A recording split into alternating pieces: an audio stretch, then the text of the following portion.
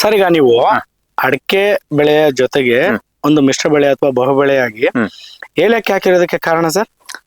Sir ಏಲಕ್ಕಿ ಹಾಕಿರೋದಕ್ಕೆ ಕಾರಣ ಇಷ್ಟೇ. ಈಗ ನಾನು SKP14 ಹಿಂದೆ ಹಾಕಿದ್ದೆ. ನಾನು ರೈತರಿಗೆ ಕೇಳ್ಕೊಳ್ಳೋದು ಏನಂದ್ರೆ, ಯಾವುದೇನೆ ನೀವು ಬೆಳೆ ಮಾಡ್ಬೇಕು ಅಂದ್ರು ಅದ್ರ ಬಗ್ಗೆ ತಿಳಿದು ಅರ್ತು ಅದಕ್ಕೆ ನೀವು ಟೈಮ್ ಕೊಡೋಕ್ಕಾಗುತ್ತಾ, ಸಮಯ ಕೊಡೋಕ್ಕಾಗುತ್ತಾ ಅಂತ ತಿಳಿದು ಮಾಡಬೇಕು.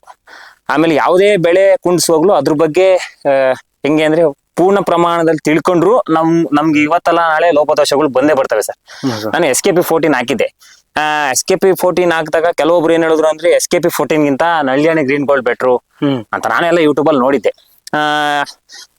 ಹೇಳಕ್ ಅಂದ್ರೆ ನಾನು ಶುರು ಮಾಡ್ಬೇಕು ಅಂತ ಹೋದಾಗ, ಅಥವಾ ನಾನು ಆ ಬೆಳೆನ ನನ್ನ ಜಮೀನಿಗೆ ತರಬೇಕು ಅಂತ ಹೋದಾಗ, ಇಲ್ಲ ಅದು ಫೇಲ್ಯೂರ್ ಆಗುತ್ತೆ, ಅದು ನಳ್ಳಿಯಾಣಿ ಗ್ರೀನ್ ಗೋಲ್ಡ್ ಹಂಗಾಗಲ್ಲ ಹಿಂಗಾಗಲ್ಲ, ಕೆಮಿಕಲ್ ಮಾಡ್ಬೇಕು ಹಂಗೆ ಹಿಂಗೆ ಅಂತಂದ್ರು.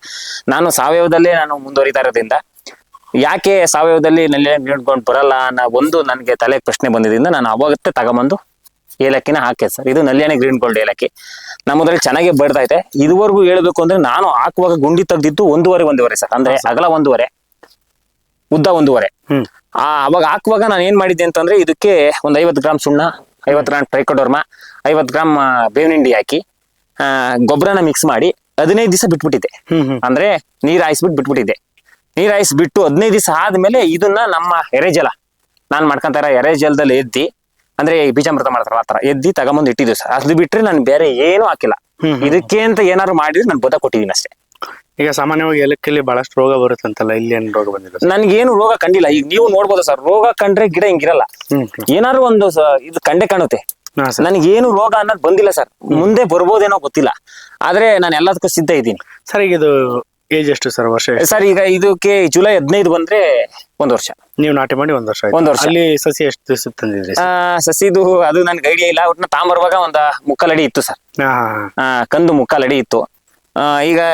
ಈಗ ನಾನು ಹತ್ರ ಒಂದು 60 ಏಲಕ್ಕಿ ತಂದಿದ್ದು.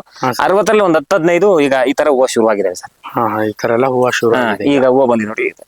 ಈಗ ಹತ್ರ ಒಂದು ಈ ಜುಲೈ 15 ಬಂದ್ರೆ 1 ವರ್ಷ ಕಂಪ್ಲೀಟ್. Okay sir. ಈ ತರ ಎಲ್ಲ ಹೂವು ಶುರುವಾಗಿದೆ ಸರ್. ಏನು ರೋಗ ಬಂದಿಲ್ಲ ಸರ್ ಇದುವರೆಗೂ.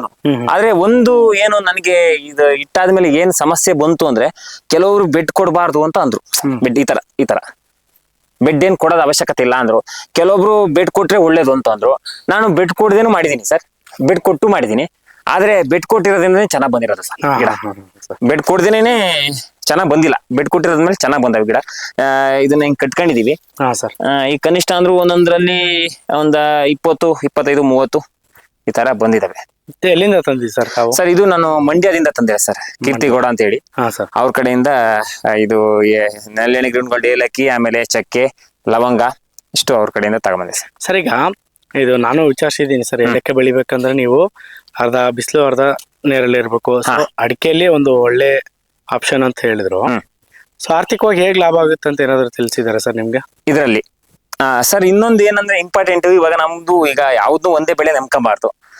ಬಹು ಬೆಳೆ ಇದ್ರೆ ಉತ್ತಮ. ಒಂದಲ್ಲ ಒಂದ್ ರೀತಿಯಲ್ಲಿ ನಮ್ಮ ಕಾಪಾಡ್ಕೊಂಡು ಹೋಗ್ತದೆ, ನಮ್ಗೆ ಆರ್ಥಿಕವಾಗಿ ಸಹಾಯ ಮಾಡ್ತದೆ. ಇದು ನನ್ ಏನ್ ಕಾನ್ಸೆಪ್ಟ್ ಅಂತಂದ್ರೆ, ಈ ಕೋಕೋ ಸೆಂಟ್ರಲ್ ನಾನು ಇಕ್ಕಿದ ಉದ್ದೇಶ ಏನು ಅಂತಂದ್ರೆ, ಜಾಗ ಬಿಡದಂತೆ ಬೆಳಿಬೇಕು ಅನ್ನೋ ಒಂದು ಉದ್ದೇಶ. ಆಮೇಲೆ ಇದರಿಂದ ಏನ್ ಉಪಯೋಗ ಆಗುತ್ತೋ ಆಗ್ಲಿ ಅನ್ನೋ ಒಂದು ಉದ್ದೇಶ. ನಾನು ಮೈಂಡ್ ಸೆಟ್ ನಾನು ಇದು ಆರ್ಥಿಕವಾಗಿ ಕಮರ್ಷಿಯಲ್ ನಾನು ನೋಡ್ತಿಲ್ಲ ಸರ್. ಒಟ್ನಲ್ಲಿ ಇರಬೇಕು, ಮಾಡ್ಬೇಕು ಒಟ್ನಲ್ಲಿ ಏನು ನನ್ಗೆ 5 ಲೇಯರ್ ಇರ್ಬೇಕು ಅನ್ನೋ ಒಂದು ಕಾನ್ಸೆಪ್ಟ್. ಅದನ್ನ ನಾನು ಮಾಡಿದೀನಿ, ಪ್ರಯತ್ನ ಮಾಡಿದೀನಿ.